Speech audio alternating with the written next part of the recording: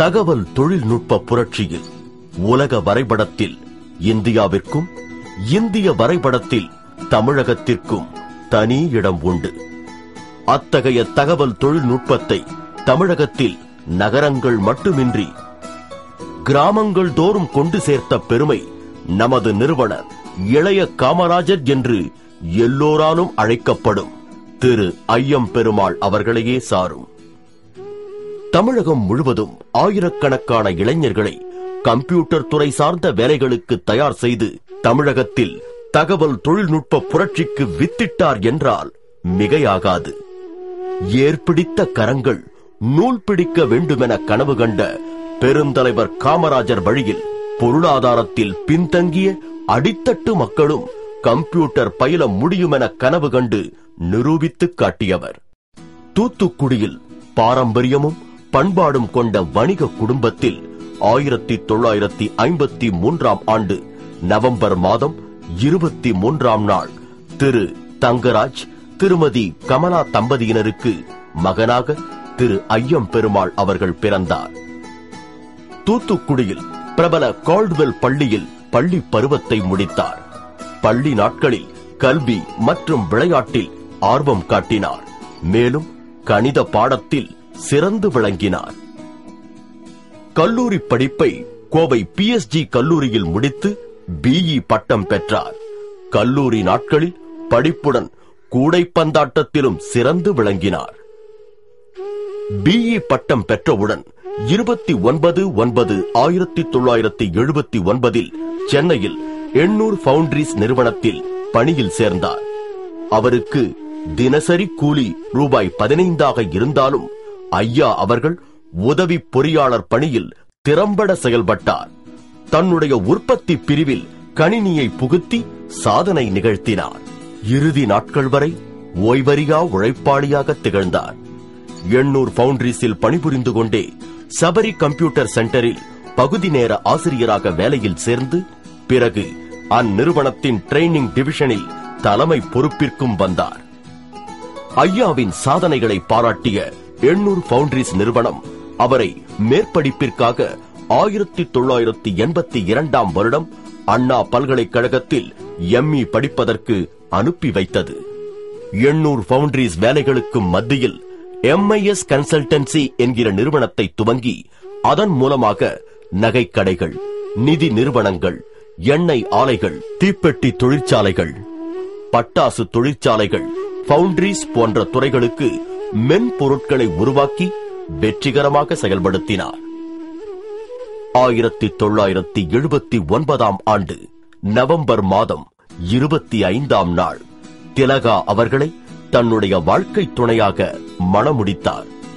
ஆரம்ப நாட்களில் அம்மையாரின் உறுதியும் ஆதரவுமே ஐயாவிற்கு உறுதுணையாக அமைந்தது.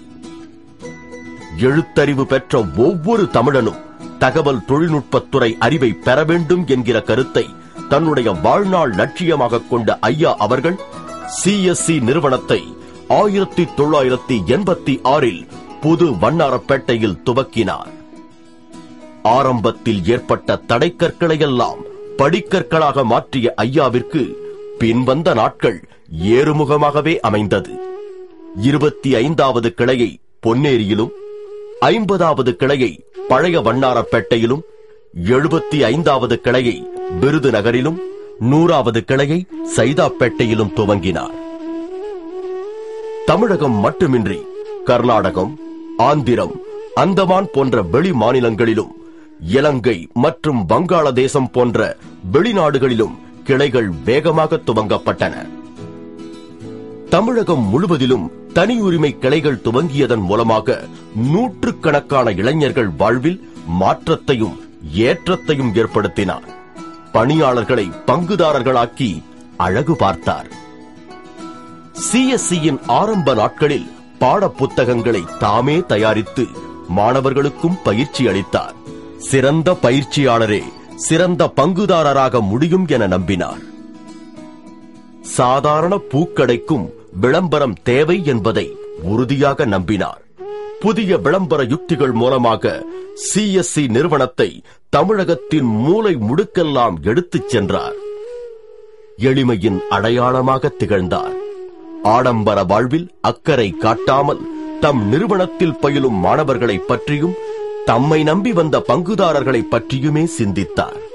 சிஎஸ்சி நிறுவனத்தின் வளர்ச்சிக்கு வலு சேர்க்கும் வகையில் டேலி, சாஃப்ட்வியூ, ஐஇசிடி மற்றும் ஸ்பீக் ஈஸி நிறுவனங்களுடன் கூட்டு சேர்ந்து புதிய உயரங்களை எட்டினார். தன் பள்ளி தோழர்கள் முதல் தன்னுடன் பணிபுரிந்த நண்பர்கள் வரை அனைத்து நண்பர்களுடனும் அன்புடன் பரிவு காட்டி பழகுவார். 10ஆம் வகுப்பு மற்றும் 12ஆம் வகுப்பு மாணவர்களுக்கு இலவச வினாவிடை புத்தகம் வழங்கியதன் மூலமாக பின்தங்கிய பகுதிகளைச் சேர்ந்த மாணவர்களின் வெற்றியில் பெரும் பங்கு வகித்தார். ஐயா அவர்களின் தவ புதல்வர் திரு கணேஷ் ஐயம் பெருமாள் அவர்களிடம் சிஎஸ்சி நிறுவனத்தின் தலைமை பொறுப்பை வழங்கி நம்மையெல்லாம் வழிநடத்திக் கொண்டிருக்கிறார். ஒரு பாடலும் நிறைய கருத்துக்களை சொல்லும். நம்மள வாழ்க்கையில ஒரு மேனேஜ்மெண்ட் லெக்சர் கொடுத்த மாதிரி எழுப்பி கொண்டு போகும். குறிப்பா சில பாடல்களை சொல்ல விரும்புறேன் மக்களுக்கு. கேட்டு ரசிச்சிருப்பீங்க நிறைய வாட்டி. ஆனா அந்த கருத்தை தெரிஞ்சுக்கிட்டா எனக்கு தெரியாது. அதாவது ஒரு படத்துல டிஎம்எஸ் குரல்ல பாடுவார், கற்றவன் சபையில் உனக்கு தனி இடம் பெற வேண்டும், கண்ணில் ஒரு சிறு நீர் விழுந்தால் உலகம் அள வேண்டும் பாரு. அப்போ எவ்வளவு தூரம் அவரு ரசிச்சு அவர் வரிகளை எழுதியிருப்பாரு அப்படின்னு. இன்னொரு பாடல்ல பாத்தீங்கன்னா, மாபெரும் சபையில் நீ நடந்தால் உனக்கு மாலைகள் விழ வேண்டும், ஒரு மாசு குறையாத மன்னவர் என்று ஒன்னு போற்றி புகழ வேண்டும் அப்படின்னு சொல்லுவாரு. ஒரு லீடர்ஷிப் குவாலிட்டிக்கு அழகா சொல்லுவாரு.